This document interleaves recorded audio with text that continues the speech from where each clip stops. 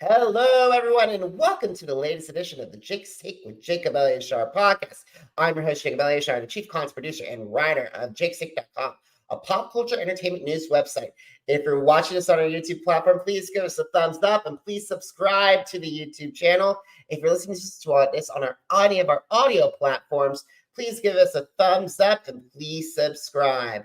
I'm very excited for our next guest today. She is a Spotify verified artist. And as of this recording, she has over 11,800 YouTube subscribers. She also has 87,000 TikTok followers. And by the way, her content has been liked over 1.2 million times.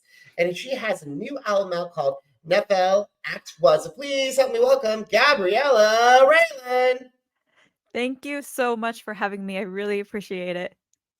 You're so welcome, Gabriella. Thank you so much for taking time out of your schedule to talk with me. I really appreciate it. Sure thing. I'm really excited. Awesome. So let's get to this. When did you get interested in music, and how did that passion evolve into desire to pursue a career as a recording artist? Well, I've been singing ever since I could talk. My mom always used to play music just around the house, so I grew up with it. I naturally picked it up, and then I joined choir when I was 8 years old, and I did it all the way through high school. I feel like I decided to start making music when I had a competition in middle school choir where our teacher was like, you can write a song and then perform it in front of the class. And if you get voted, you actually get to record in a studio. So I did that, and my song won. I was very, very lucky. And he took me to a studio, and I recorded the song, and he played the background music for it. And that was the first time that I heard one of my songs come to life. And I really felt just this sort of magic happen. And I was like, oh my gosh, this is what I have to do for a career. And that's incredible because I gotta give you props because not everyone does that at middle school. And by the way, you're talking to a fellow choir kid from fifth grade to 12th grade. Awesome. Awesome. I love being parts of choirs, and like I had some amazing. I gotta say, my best choir teacher, I gotta say, is Mrs. Kelly. So I gotta give her a shout out. Oh my gosh, yes. I absolutely love choir, and those choir teachers are so pivotal. And yeah, my choir teacher that allowed me to record in a studio, we all called him Profe. So Profe, if you see this, thank you so much. You really changed the trajectory of my life.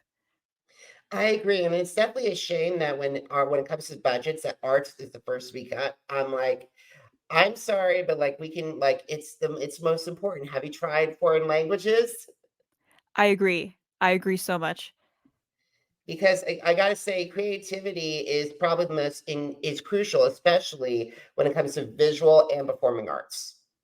Yes, I agree so much. Without music, I don't think that we would have the inspiration to keep going, like there's just we have to get up, we get up to enjoy art, and without it would just be so dull, life would just be so boring. Absolutely. And speaking of art, I gotta say, I gotta give you props because you've actually transformed some of the greatest pop songs from this decade and from the 2000s and actually transformed them and gave them a 80s flair. And I'm talking about Lady Gaga's Judas, Lana Del Rey's Summertime Sadness, and of course Britney Spears' Give Me More. So when did you come up with the idea of giving them an 80s twist? Oh yes, thank you so much. Well, I have always loved 80s music, and whenever I hear a song that I like, I don't know, sometimes I'll just be like sitting in the car listening to it, and then I'm like, you know what, I can hear this instrument on this, and then I could change it this way. I just get the idea, and then I come home and I do it on my computer, and it ends up sounding really cool. So I'm like, you know what? I gotta share this. And you shared, and you got not to mention, you got a lot of rave reviews on Spotify for those. For those, I gotta say, my favorite of the three, I love "Summertime Sadness" Thank because it you. was it. I can't believe that song's almost a decade old. Is that song's a decade old, and it's amazing how you gave it like a little bit of a dark flair, menacing flair to it. Thank you. Yeah, yeah. I really like to kind of just bring out the darker, more edgy flares to music just because it's my personal style, and I just feel like, maybe this song would sound different. I could bring out different nuances that um I hear in the song that maybe not other people hear. I could just kind of amp it up with the way I produce it. Absolutely. And speaking of darker and edge, you released an act one of an album called Nephele. And I know it's amazing what you've done. Like you transported your listeners to the time of the ancient Greeks and the time of Zeus. So how did you get that concept of this album? Mhm. Sure, yeah. Nephele is she is a lesser known Greek goddess. And when I was conceptualizing this album, I wanted to come up with a really, really strong protagonist for the album because I wanted to tell a story. So um, I knew that I wanted to sort of explore this idea of duality. So I was researching Greek goddesses that represented duality because I've always loved Greek mythology, and I stumbled upon Nephele, and she was actually created by Zeus in order to deceive another man that was after his wife Hera. So her origin is based off of a lie. And because of that, she sort of struggles to find her place in the world. She's not really sure where she fits in. And that's exactly what my album's about. So I thought it was perfect. And we've also gotten to see, like, for the past couple of years, Hades Town has definitely brought a really great version of the darker side of the Greek gods. Yes, yes, I definitely agree. All right, so let's talk about some of these songs. So we got to start with "Wish Upon a Star." Can you describe the story of that song? Yeah, so I started working on Wish Upon a Star actually way back in 2019. It was before I had any uh, real traction in the music industry, before my TikTok blew up with my covers, and I had just felt really, really hopeless and lost. And I just, I wanted my career to take off, and I wasn't really getting anywhere. And so I wrote that song down to kind of um, convey how the desperation of an artist who wants to get somewhere could feel. And I actually tabled it for a long time just because I didn't really like the instrumentation. Then this year, when I picked it back up, I was like, oh, you know what? This song might sound really, really good in an 80s style because my mom, she'd always loved that song ever since I played it for her the first time. And I finally brought it back up. I did it in an 80s style and it worked. So I was like, oh, yeah, this has to be the opener. It's amazing that when you pick up something after a long time, it finally connects. So that song, 5 years, that's amazing that you can be able to transform a song after picking it up after 5 years. Yeah, yeah. I was really fortunate to still have that in my arsenal. Awesome. I gotta say, you came on my radar when you did Dance of the Dam because this song reminds me so much of like a confrontation. You definitely sing about the time with definitely it definitely jumps out to me like a Jekyll and if you I don't know if you saw Jekyll and Hyde, definitely when Jekyll and Hyde confronts his twisted lover back in the Red Rat Club. Oh yeah, that's awesome. I haven't read Jekyll and Hyde yet, but that's funny because I literally just picked up the book yesterday. And I love the idea of confrontation of good versus evil and the exploration of that. And with Dance of the Damned, it's kind of about double standards and the intentions behind those. And I wanted to kind of explore that avenue from the lens of a young woman finding her place in her early 20s.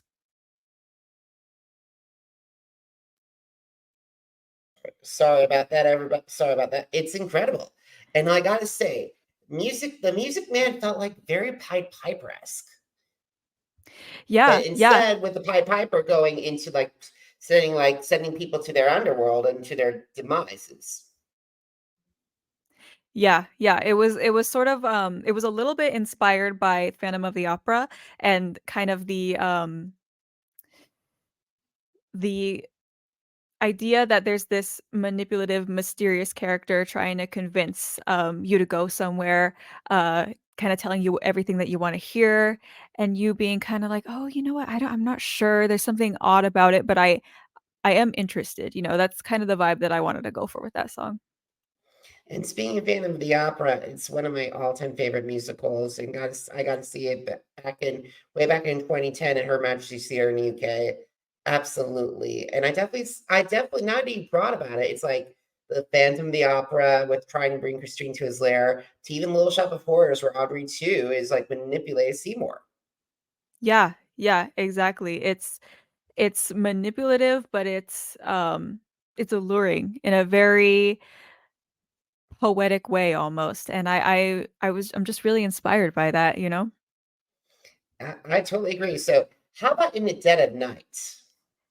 Yes, In the Dead of Night carries on through that theme, and it's sort of like the moment where you actually enter that evil lair or something. You go with him, you take his hand, and it's like, "Oh, you know what? I'm just gonna go with him because it sounds too good to be true, but maybe it's not," you know? And I wanted it to sound really theatrical, really just heavy on the vocals and the harmonies, and, the music video that I had created along with it is, animated, which is awesome. Never had an animated music video before, and, I had it of the ballroom kind of when the main character first meets this mysterious masked man, and I just think it represents the story perfectly. Perfect, and that's incredible. And I definitely say, can you tease us what have you started to work on Act Two? Um, I haven't started to work on Act 2 per se, but I definitely have a lot of songs that could be featured on that EP, in the future. Definitely a few of them will probably make it, but I haven't started conceptualizing it yet. Awesome. Pretty soon, because you can't leave an audience hanging for that long length of time. I know, I gotta get to work. Absolutely, totally agree. So let's talk about dream collaboration. So who have you thought about the singers, the songwriters, the musicians, and producers who would enhance your sound? Yeah, definitely. I have a wide range of artists that I'd love to work with. Definitely some of the people that inspire me the most, which is uh, Depeche Mode and Aha, especially Morton Harkett, the frontman of Aha. I'd love to work with him. He's got such an awesome voice. Um, Modern Talking, another great 80s artist, The Cure, that'd be really cool. Then I also would love to work with Lana Del Rey, The Weeknd. Marina is a huge inspiration to me. And I'm also a really big fan of K-pop. Right now I really like Stray Kids and Hypen, and I think it would be really cool and interesting to collaborate with some of them. It'd be amazing to collaborate like the world of the darker synth pop, because I gotta say, Lana and The Weeknd are right up your alley, because I definitely could see a killer collaboration between us. It'd be very interesting to see what the bright K-pop can do with your dark synth pop artistry. Yeah, that would be really interesting. I saw this collaboration that Charlie XCX did a while back with BTS. I think the song is called Dream Glow, and her sound is a little bit more dark, a little bit more edgy too. And I remember reading an interview where she was like, I haven't done anything bright and positive, but it was a really, really nice change of pace. So I could see myself doing something like that. Or it would be fun to kind of get a group in on a darker, more edgier song too. That'd be really cool. Totally agree. I totally agree 100%. So let's talk social media success. So your TikTok, as I said in the beginning, your content has been liked over 1.2 million times. So what have been some of the successful strategies that you have building up your audience, you and your team have regarding building your audience? Yeah, I definitely think the success started when I shared the remakes that I like to do of other people's music. The first one I posted was National Anthem by Lana Del Rey, and that one immediately caught people's attention. And then so I kept going. I just took their suggestions that they left in my comments and did those songs afterwards, and people really liked it. So what I did was just I took the chorus of the song, since it's like the most catchy part and it catches people's ears right away, and I redid it just really quickly because TikTok, it has to go quick. So I just, show up me putting the bass together, then the drums, and then any chords, instrumentation, and then me singing into it, showing the final product. And, it's 30 seconds long at most. And people seem to really like it. It's pretty amazing what the power of TikTok can do. I Oh, just discovered it. I just finally joined the app after dragging my feet in so long. So it's been rough, but to each is their own. yeah, I agree. Definitely TikTok is It's so crazy just how one video can change so many things. I actually took a while to get on TikTok myself, and then it was my friend who was like, you make music and you need a TikTok to promote yourself." And she was very right. And not just you, but like look at all the people that have benefited off of TikTok, like the D'Amelio family and Olivia Rodrigo, who's actually built a huge music career for herself.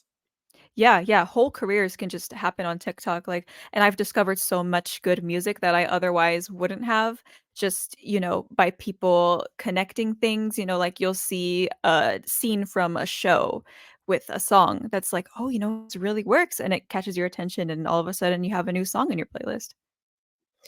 I true that, and I gotta say, it's definitely challenging for people like who just like slowly building up. So what are some advice to people who are like, yes, I want to do that, or to musicians are like, yes, I want to do that, but like how can you describe what can like how can it shape your expectations or like what can he do like when he first entered TikTok?